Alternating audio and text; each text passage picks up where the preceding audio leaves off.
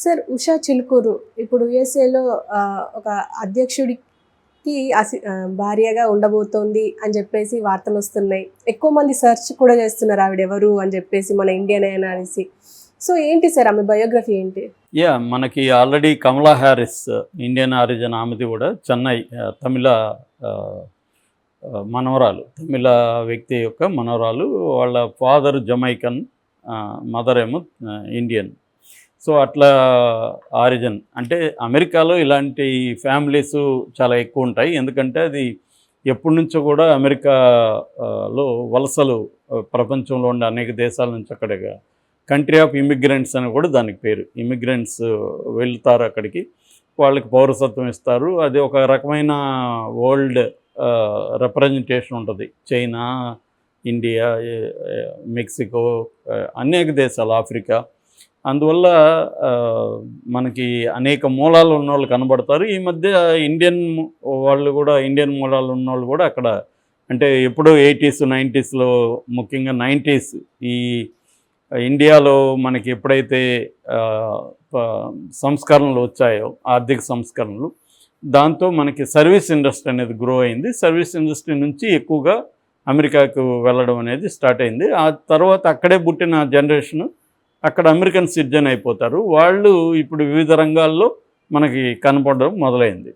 So ఇది ఒక generation, 2 generation తర్వాత మన వాళ్ళు కూడా అక్కడ అనేక రంగాల్లో ముందుకు వస్తున్నారు. మనకు ఆల్రెడీ కార్పొరేట్ సెక్టర్లో సుందర పిచ్చయ్య కావచ్చు, సత్యానాదెల్ల కావచ్చు, ఇంకా చాలామంది కార్పొరేట్ సెక్టర్లో పెద్ద పెద్ద సంస్థలకు కూడా సీఈఓలుగా కూడా మన వాళ్ళు వెళ్తారు. అందులో తెలుగు వాళ్ళు కూడా ఉన్నారు. సో అలాగా ఇప్పుడు ఈమె ఉషా చిలుకూరు, ఈమె పేరు సడన్గా ఒక్కసారి, ఇప్పటివరకు ఎవరికి తెలియదు. ఈమె ఉషా చిలుకూరు అంటే ఎవరికి తెలియదు. సడన్గా ఇవాళ మొత్తం ఇండియా వైజు పాపులర్ అయిపోయింది. ముఖ్యంగా తెలుగు రాష్ట్రాల్లో ఎవరి చిలుకూరు, మన అమ్మాయినా, మన కులమా, ఎతకడం మొదలుపెట్టారు. జనరల్గా ఏంటంటే ఆంధ్రప్రదేశ్ ముఖ్యంగా కులం అనేది కాస్ట్, ఉషా చిలుకూరు కాస్ట్ అని, ఉషా చిలుకూరు అనగానే మనకి సజెషన్లోనే గూగుల్లో కాస్ట్ వచ్చేస్తుంది. సో అది ఎదుగుతారు.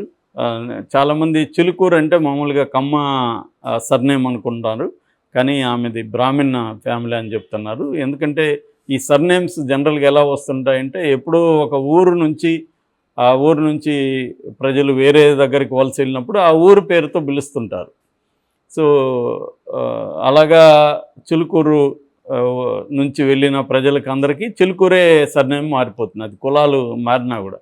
అందుకనే ఒకే సర్నేము వివిధ కులాల్లో కూడా ఉంటుందన్నమాట. అలాగా ఈమె బ్రాహ్మణ్, వీళ్ళ నాన్న రాధాకృష్ణ చిలుకూరు, అమ్మ లక్ష్మి. వీళ్ళది కృష్ణా జిల్లా పామర్రు దగ్గర అని చెప్తున్నారు, అక్కడ ఒక అగ్రహారం అని చెప్తున్నారు. సో వీళ్ళు ఎప్పుడో 1980sలోనే ఇక్కడ హైదరాబాద్కి వచ్చేసారు. ఇక్కడ నుంచి వెళ్ళిపోయారు అమెరికాకి. వీళ్ళ నాన్న రాధాకృష్ణ, ఆయన క్రిస్ అని పిలుస్తారు. మామూలుగా ఎక్కువగా రాధాకృష్ణలు క్రిష్ అయిపోతుంటారు. సో ఈ క్రిష్ అని ఆయన ఐఐటి చెన్నైలో చేశాడని చెప్పారు. దాని తర్వాత వీళ్ళ అమ్మ లక్ష్మి కూడా, ఆమె కూడా marine molecular biology and chemist అనమాట.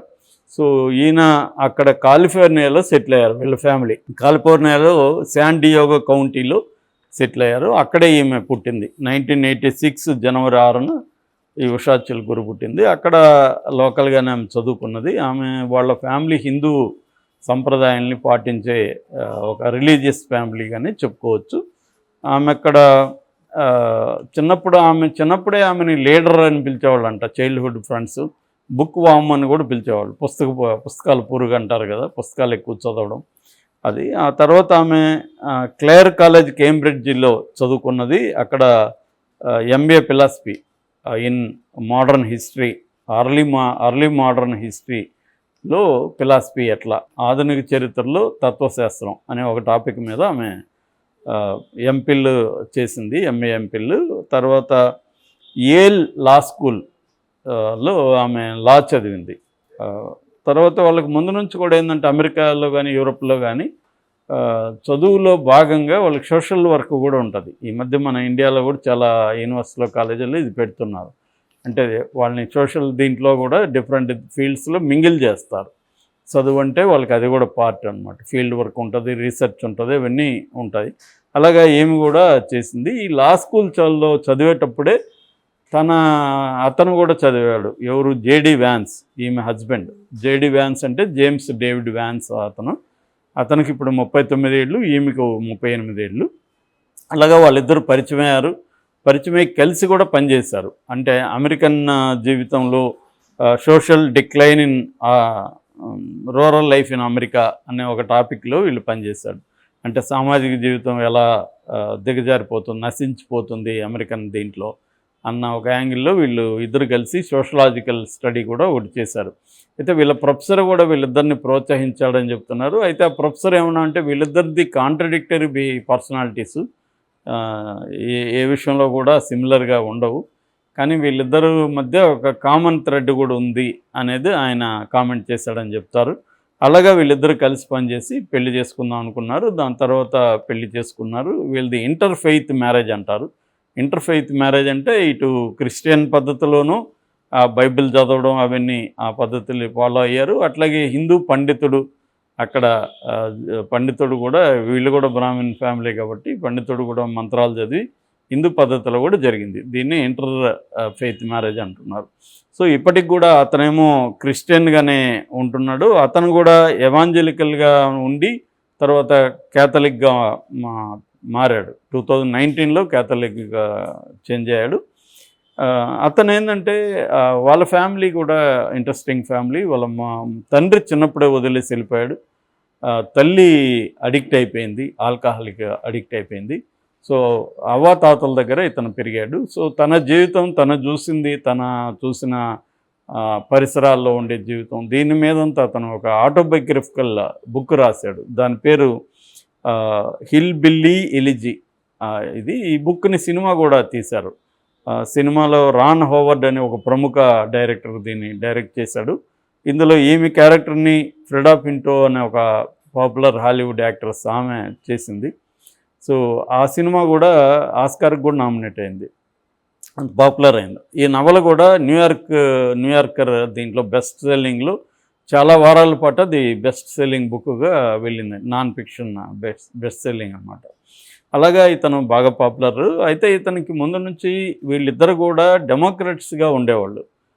ఇప్పుడేమో రిపబ్లికన్గా చేరారు. అక్కడ డెమోక్రటిక్ పార్టీ, రిపబ్లికన్ పార్టీ రెండు ఉంటాయి. మనకి బైడెన్ ఏమో డెమోక్రట్, ఇటు ట్రంప్ ఏమో రిపబ్లికన్. సో ఇతను ఫస్ట్లో యాక్చువల్గా అంతకుముందు ట్రంప్ని తీవ్రంగానే విమర్శించాడు. ట్రంప్ ఒక హిట్లర్ అని కూడా అన్నాడు ఈయన.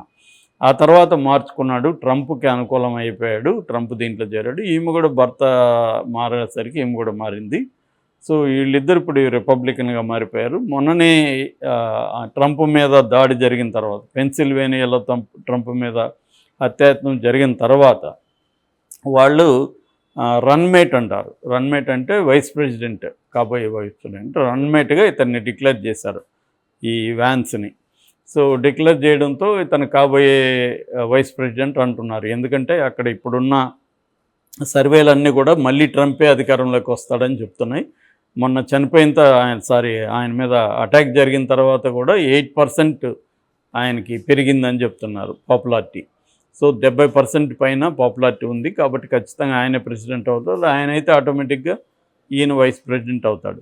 సో ఆయన వైస్ ప్రెసిడెంట్ అయితే ఈమె సెకండ్ ఉమెన్ అంటారు. ఫస్ట్ ఉమెన్ అయితే ప్రెసిడెంట్ భార్యని ఫస్ట్ ఉమెన్ అంటారు, వైస్ ప్రెసిడెంట్ భార్యని సెకండ్ ఉమెన్. అంటే అమెరికాలోనే సెకండ్ ఉమెన్ తెలుగు ఆమె అవుతుంది. అది నిజానికి తెలుగు ఆమె అంటే స్ట్రిక్ట్గా తెలుగు ఆమె కాదు, తెలుగు ఆరిజిన్ ఉంది. మనం తెలుగు అని క్లెయిమ్ చేసుకుంటాము ఏదైనా. సో అంటే దీనివల్ల మనకేంటి లాభం అనుకుంటే ఏమి ఉండదు. ఇప్పుడు కమలా హ్యారిస్ వల్ల తమిళనాడుకి వచ్చిన లాభం ఏం లేదు, ఇండియాకి వచ్చిన లాభం ఏం లేదు ఆమె వైస్ ప్రెసిడెంట్ ఉండడం వల్ల. ఎవరైనా ఇప్పుడు ఒబామా ఉన్నాడు, ఆయనది జమైకన్ ఆరిజిన్, ఆఫ్రికన్ ఆరిజిన్, కానీ ఆయన వల్ల ఆఫ్రికాకి ఏమన్నా మేలు జరిగిందా? ఏం లేదు. ఎవరైనా అమెరికన్ సిటిజన్ అయినాక వాళ్ళ ఫస్ట్ కర్తవ్యం అమెరికా సంబంధించిన ప్రయోజనాల్ని నెరవేర్చడం ఉంటుంది. పైగా ట్రంప్ ఎంత కన్జర్వేటివ్ మనకు తెలుసు. నిజానికి ట్రంప్ వస్తే మనకి ఇబ్బందులే అని చెప్తున్నారు. ఎందుకంటే ఇమ్మిగ్రేషన్ అతను వ్యతిరేకిస్తున్నాడు. ఇక్కడ వాళ్ళకే జాబ్స్ ఫస్ట్ రావాలి, ఇక్కడ సిటిజన్స్కే ఇంపార్టెన్స్ ఇవ్వాలనేది బేసిక్గా ట్రంప్ థీరీ. సో అది ఆ, మళ్ళీ ఒకసారి అమెరికన్లో ఆ థియరీకే ఇంపార్టెన్స్ ఇస్తున్నారు. కాబట్టి ఆ రకంగా తీసుకున్నప్పుడు ఇండియన్స్‌కి పెద్ద ఉపయోగం ఉండే అవకాశం ఏం లేదు. ఇప్పుడు రిషి సునక్ ఆయన కూడా ఇండియన్ ఆరిజిన్. మొన్నటి వరకు ఆయన ఇంగ్లాండ్ ప్రెసిడెంట్‌గా ఉన్నాడు. ప్రధానమంత్రిగా ఉన్నాడు. మన కన్నడ ఆయన ఎవరు ఇన్ఫోసిస్ నారాయణమూర్తి అల్లుడు. అయినా కూడా ఆయన వల్ల ఏమి ఇండియాకి ఏం జరిగింది ఏం లేదు. కాబట్టి ఇక్కడ వాళ్ళ పార్టీ పాలసీ ఏంటి, వాళ్ళ ప్రయారిటీస్ ఏంటి అనే దాంట్లోనే వీళ్ళు పనిచేస్తారు. కానీ ఊరికే చెప్పుకోవడానికి మన తెలుగు అమ్మాయి కూడా వైస్ ప్రెసిడెంట్ భార్య అయింది అని చెప్పుకోవచ్చు ఆ మేరకి. అది కొంతవరకు ఇన్స్పిరేషన్ ఇచ్చే అవకాశం ఉంది. మనం కూడా అమెరికా వెళ్ళాలి, మనం కూడా ఫోకస్ అవ్వాలి అనుకుని అమ్మాయిలకి ముఖ్యంగా. ఎందుకంటే ఈమె తనను చాలా ఇన్స్పైర్ చేసిందని వ్యాన్స్ కూడా చెప్పుకున్నాడు. చాలా విషయాల్లో తను గైడ్ చేసింది, ఇన్స్పైర్ చేసిందని. సో ఈమె కూడా హైలీ ఎడ్యుకేటెడ్, విపరీతమైన నాలెడ్జ్ ఉంది, ఫీల్డ్ వర్క్ ఉంది, కలిసి పనిచేస్తారు కాబట్టి ఆ మేరకు ఈమె ఇన్ఫ్లుయెన్స్ కూడా ఉంది. అట్లాగే ఇండియన్ కల్చరు, హిందూయిజం ఆమె ఇప్పటికి కూడా ఫాలో అవుతుంది. ఆ మేరకు కూడా అక్కడున్న ఇండియన్స్కి ఆమె చాలా ఇన్స్పైరింగ్ క్యారెక్టర్గా చెప్పుకోవచ్చు.